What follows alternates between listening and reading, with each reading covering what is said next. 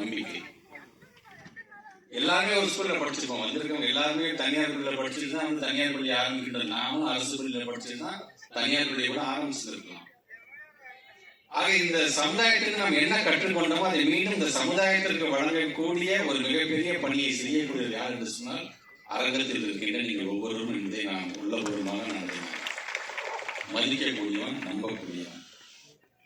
தனியார் தனியார் அப்படிங்கிறது இன்னைக்கு நேற்று வந்ததில்லை. இதெல்லாம் அந்த காலத்துல இந்த மேல்நாட்டு கல்வி வரலான்னு ஒரு புத்தகத்தை நான் பிறக்கும் பொழுதுதான் தனியாருடைய பங்கு என்பது உலக அளவில் அது பழமை வாய்ந்த ஏத்தன்ஸ் நகர்லேருந்து நான் சொல்றேன். நான் தனியார் ஒரு வீட்டுல இருந்து பள்ளிக்கூடம் நடத்தி அங்க பிள்ளைங்களை போய் சேர்த்ததுலேருந்து நான் சொல்றேன். நான் ரோம அரசாங்கமாக இருந்தாலும் சரி, இப்படி தனியாருடைய பங்கு என்பது பள்ளியில் மட்டுமல்ல, ஆதரவற்றோர் குழந்தைகளுக்கான ஆதரவற்றோர் காப்பகத்தை உருவாக்கி அமெரிக்கா 1729 ஆரம்பிச்சதுல இருந்து 1800s ஆரம்பிச்சதுல இருந்து எல்லாம் பாத்தீங்கன்னா இந்த தனியார் தனியார் தனியார் அதுக்கப்புறம் தான் அரசாங்கம் இந்த ஃபாலோ பண்ணிருக்கிறாங்க.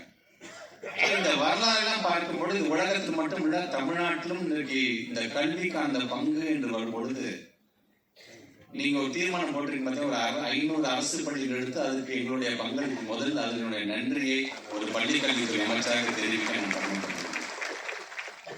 அந்த சிஎஸ்ஆர் ஆக்டிவிட்டி நாங்க பார்த்துக்கிறோம். பக்கத்துல அரசு பள்ளி இருந்துச்சுன்னா எங்களுடைய வசதி வாய்ப்பை வந்து அவங்க பார்க்கட்டும், எங்களால் முடிஞ்ச நாங்கள் செய்கிறோம் என்று சொல்றீங்க பாத்தீங்களா, அதற்கே ஒரு ஹேட்ஸ் ஆஃப் டு யூ. இது நான் பல நேரங்களில் பல பள்ளிக்கூடங்களுக்கு நான் போகும்போது நீங்க கூட சொன்னாங்க 234 ஸ்கூலுக்கும் போயிருக்கீங்க, எங்க ஸ்கூலுக்கு வாங்க நீங்க கூட சொன்னீங்க. இந்த 234 தொகுதியிலேயே நான் உங்களுடைய மெட்ரிகுலேஷன் ஸ்கூலுக்கு வந்திருக்கேன், ஆங்கிலோ இந்தியனுக்கு வந்திருக்கேன், ஏன் ஐபி போர்டுக்கும் போயிருக்கேன், இன்டர்நேஷனல். ஏன் என்று சொன்னால் நம்மளுடைய ஸ்டேட்ல இருக்கின்ற கிட்டத்தட்ட 1,23,00,000 பிள்ளைங்களுக்கு நாங்க தான் பாதுகாப்பாக இருக்க வேண்டும், நாம் அனைவரும் சேர்ந்து தான் இருக்க வேண்டும்.